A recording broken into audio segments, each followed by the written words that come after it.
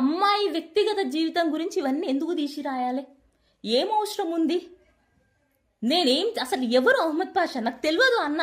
ముక్కన్నా నా కళ్ళతో చూసలే, నా కళ్ళతో చూడలే. ఆ గొంతు కూడా వీడియోలో అయినడు ఎప్పుడో అప్పుడు, ఫోన్ కూడా మాట్లాడలే. అసలు పరిచయం లేని వ్యక్తి, ఎక్కడనో మల్కాజ్గిరి. నేను ఎప్పుడు ఆ ఏరియాకు కూడా పోయలేను, అసలు నా కాన్స్టిట్యున్సీ కాదు. అట్లాంటప్పుడు నేను ఏం ద్రోహం చేసినా నా మీద పెట్టిండ్రు? నాకు తెలుసు ఇది ఎవరో పెట్టించిన పోస్టు, దాని వెనకాల ఎవరున్నారో కూడా నాకు తెలుసు. కానీ నేను ఎందుకు పేర్లు చెప్తా? నేను క్లియర్ కట్గా చెప్తున్నది ఏంటంటే, ఒక అమ్మాయి మీద ఇట్లా అడ్డమైన పోస్టులు వేసినప్పుడు. ఇంకొక విషయం, మక్తల్ మొత్తం బీఆర్ఎస్ గ్రూప్లులా, బీఆర్ఎస్ అప్డేట్లులా, బాపు గల్పిన బంధంలా, ఇంకా చాలా గ్రూప్స్లో, అన్ని గ్రూప్స్లో తన ఫేస్బుక్ లింక్ షేర్ చేసిందంట. ఎందుకు షేర్ చేయాలి? ఎందుకు నన్ను బద్నాం చేయాలి? ఒక పెళ్లిగాని ఆడపిల్లనరా భయ్, ఏమీ లేని దానికే ఇప్పుడు రేపటి నాడు పెళ్లిళ్ళైనాక ఎవరిని చంపుతారో తెలియనట్లుంది. ఇన్ని నిందలేసి రాజకీయంలో పనిచేసి ఇన్ని నిందలేస్తే ఒక ఆడపిల్ల ఎట్లా భరిస్తుంది అవన్నీ? చెప్పురు, మీరే న్యాయం చెప్పండి దీనికి. ఇవన్నీ రామన్నకు తెలుసు, ఈచ్ అండ్ ఎవ్రీథింగ్. ఎందుకంటే రామన్నతో నేను రెగ్యులర్గా కాంటాక్ట్లో ఉంటా, అన్నకన్నీ చెప్తా.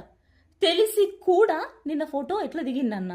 సరే, ఫోటో 100 మంది దిగుతారు అని మాట్లాడుతున్నారు కదా, మీకు నిజంగా ఎంతమందికి ఈ విషయం తెలుసో తెలియదు కానీ నేను 4 ఏళ్ళు పనిచేసిన కాబట్టి నాకు అంజాద ఉంది. నందినగర్ ఇంట్లో పైన ఫ్లోర్లోకి పోవాలంటే కింద గన్మ్యాన్లు పర్మిషన్ ఇవ్వాలా? వాళ్ళు పర్మిషన్ ఇవ్వాలంటే పైన నుంచి ఓకే ఆర్డర్స్ రావాలి, లేకుంటే పైన ఫ్లోర్కి పోవడం కుదరదు. అందరు బర్త్డేలకు ఎందుకో దొరకడు రామన్న.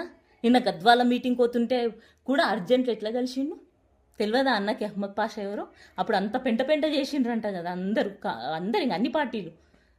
మరి అప్పుడు చూసింటాడు కదా అహ్మద్ పాషా ఎవరో.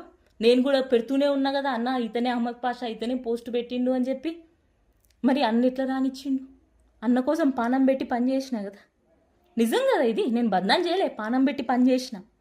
మీరు అవునన్నా కాదన్నా పానం పెట్టి నేను పని చేసిన. నా పానం తీసేదాకా తెచ్చినోడిని పక్కన పెట్టుకుంటే నాకు ఏడుపు రాదు? నేను ఎంత మనోవేదనకు గురైనా మీ అందరికి ఎట్లా తెలుస్తుంది? మీరే ఆలోచించాలి. ఆ వ్యక్తి చేసింది కరెక్టా తప్ప? రామన్న దీనికి ఎందుకు ఇంతవరకు సమాధానం చెప్పాలి? అసలు నేను చేసిన తప్పేందో కాస్త చెప్తే నేను కూడా సరిదిద్దుకుంటా. ఇది రామన్నకే అడుగుతున్నా, అన్న నేనేం తప్పు చేసిన?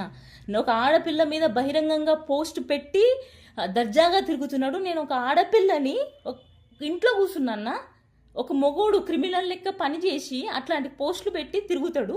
నేను ఒక ఆడపిల్లని ఇంట్లో కూర్చున్నా, నేను ఏం తప్పు చేసినా ఇంట్లో కూర్చున్నా. ఇప్పుడంటే నువ్వు ఒప్పుకుంటున్నావా రామన్న? ఆ పోస్టులో పెట్టిన ఈ నిజమని ఒప్పుకుంటున్నావా? అహ్మద్ పాషా నువ్వు ఎంకరేజ్ చేస్తున్నావు కాబట్టి ఆ పోస్టులన్నీ నిజమని ఒప్పుకుంటున్నావా అన్న? అందుకే నేను నిన్న అన్నని తిట్టాల్సి వచ్చింది. ఎందుకంటే నేను తట్టుకోలేకపోయినా. అన్న రానియాడు పక్కకి అనుకున్నా, కానీ ఇట్లా ఫోటో దిగేసరికి అన్న మీద నాకున్న ఒపీనియన్ పోయింది. ఇంకా మీరే ఆలోచించుకోండి ఏది నిజం ఏది అబద్ధం. ఒక అమ్మాయి మీద ఇట్లాంటి పోస్టులు, మళ్ళీ ఆ పోస్టుల కింద ఏం రాసిండు? బెదిరించిండు. నేను మంచిగుంటే మంచోన్ని, లేకుంటే గలీజ్గా అని, నీ హద్దుల్లో నువ్వు ఉండు, లేకుంటే ఎంత దాకైనా రెడీ అంటే నన్ను చంపేస్తాడా? మా ఊర్లో రెక్కి నిర్వహించిన అంటాడు. మా ఊర్లో మా ఊరు పక్కల్లా కిందనేమో దేనికైనా రెడీ అంటాడు. నన్ను చంపేస్తారా? ఇంత బహిరంగంగా ఒక ఆడపిల్లకి ఇట్లా థ్రెడ్ చూపిస్తుంటే మీకేం బాధ అనిపించలేదా? రామన్నకు బాధ అనిపించలేదా? ఫోటో దిగుతుంటే అనిపించలేదా అన్నకి? ఏమవుతుంది ఇప్పుడు ఆ ఫోటో చూసినప్పుడల్లా? నేనే తప్పు, అహ్మద్ పాషా కరెక్ట్ అనట్లేదు. మరి రామన్న ఒప్పుకుంటున్నాడా? నా క్యారెక్టర్ అసలు ఉంటుందని ఒప్పుకుంటున్నాడా? చెప్పాలి మరి. అందుకే నేను ఆ పోస్ట్ వేసిన. ఇంకా మీరే ఆలోచించాలి బీఆర్ఎస్ తమ్ముళ్ళు అన్నలు. నాకు తెలియదు ఇంకా ఇంతకు మించి చెప్పనిక కూడా నాకు చేతనైతలేదు.